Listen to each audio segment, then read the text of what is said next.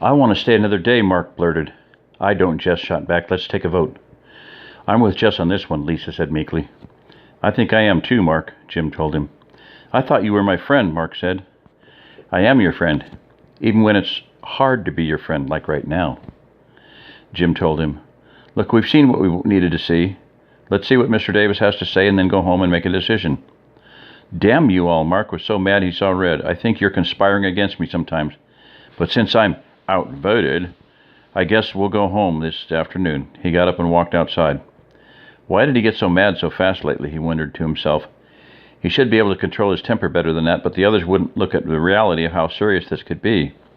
What was more important, equal rights or survival? He'd have to find a way to convince them. He just had to stay cool and logical if he was going to have a chance of doing it. He turned around and walked back into the dining room. "I'm sorry I lost my temper. I still disagree with you all, but that was no reason to act like that," he said.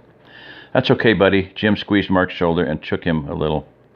Lisa smiled weakly, but the look on Jess's face told Mark he'd have to stay in the doghouse for a while longer. A minute later, Todd came in and asked the men if they were ready. They walked over to Mr. Davis's cabin and knocked on the door. Millie showed them to the same room as last night. Mr. Davis was already there. "So, what did you think of the ranch?" he asked. "It's beautiful," Jim answered.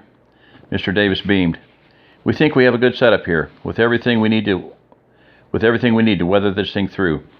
The biggest challenge is getting the right people to make it work. We believe you two and your families are the right people, but there are some things that we want to go over with you. First, we can only take in the 8 of you, no extended family or friends. We just don't have the resources to feed or house a lot more people." "Todd made that clear to us before," Jim told the older man. "Good. The second thing is that this is not a democracy. We will listen to input from everyone, but in the end there can only be one leader. Right now, that leader is me. If something were to happen to me, Todd would take over." "We understand," Mark said. "Lastly, once you come here, there will be a verbal contract between us. If you decide to leave, or in the unlikely event that we ask you to leave, you will never be allowed back." "What would cause you to ask someone to leave?" Jim asked. "Not pulling their weight, refusing to follow orders, stealing, or some major infraction. We haven't had to do that, and we don't expect to ever have to. But it's best if everyone knows all the rules up front." "That only sounds reasonable," Mark said. "Okay, now that we have that out of the way, I want to tell you what we want you and your wives to be responsible for. Both of you will be in charge of supplementing our stored food by hunting and fishing. We'll assign men to help you as you need them and as their schedules permit. Mark, we want you to be in charge of the group's physical fitness and to start a martial arts and self-defense class. Let us know how many times per week you think people should train, and we'll work it into everyone's schedules. Jim, you'll be responsible to teach the men and boys to shoot. We were thinking about a comprehensive course for everyone and then regular refreshers, but it'll be up to you to present us with what you think we should do. Both of you will also have to pull some guard duty. Jim, Lisa will be assigned to the clinic, and Mark, Jessica will be in charge of teaching science at the school.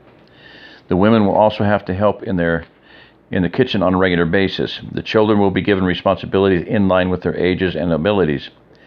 Everyone will be expected to help with the gardening and the animals from time to time. That is what we want from you. In return, you will be full members of the group with all the benefits that living here provides: food, shelter, security, and a sense of community, plus a chance to be a real force in the rebuilding of this country when we get through this thing." "That sounds really good to me," Mark said. "But we need to talk it over with our wives and make sure that we're doing the best thing for our families," Jim interjected. "Of course," Mr. Davis said. "You're welcome to stay here as long as you wish, or if you want to go home to make up your mind, that's fine. We will expect your answer within a week." "The women want to go home to talk about it, so we'll be leaving this afternoon, but we'll have an answer within a week," Mark explained. "That's fine," Todd said, speaking for the first time. "I have a couple of questions," Jim stated. Mr. Davis looked at him. "I notice that the men and women don't often share the same responsibilities. Some might consider that the women aren't seen as equal to men on the ranch."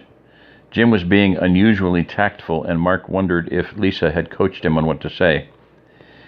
"Equal and the same are two different things. The women are treated equally, but they do not always do the same jobs as the men do. Everyone is expected to help out where they are the most useful. It would do us little good to put you in the clinic to help Dr. Sullivan, right?" "I see your point," Jim answered. "I also noticed that there were no minority families here. Is there a reason for that?" "We aren't prejudiced, if that's what you're asking," Mr. Davis answered flatly. We have a certain profile we look for in prospective members. They must be hardworking, conservative in their politics, have family values, and be moral. We also require them to be of a Protestant religion, and most of all, they must bring skills that we need to the table. Most Hispanics are Catholic, and the majority of blacks were raised in urban areas and have no skills that would be useful to the group. If we could have found someone who was a minority who fit the profile, I'm sure we would have made them the same offer we are making you. I figured it was something like that, Mark said, looking at Jim with a "so there" look.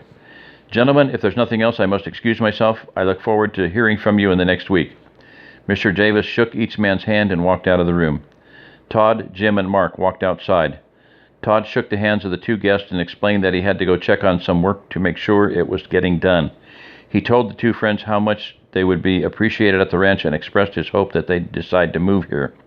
He told them to use the yellow bandana again when they came back. Jim and Mark thanked him for the group's hospitality and told him they would see him in about a week. When the men got back to the cabins, the women and children had already loaded the trucks. The families loaded up and headed for home. Mark wondered if they would ever be back.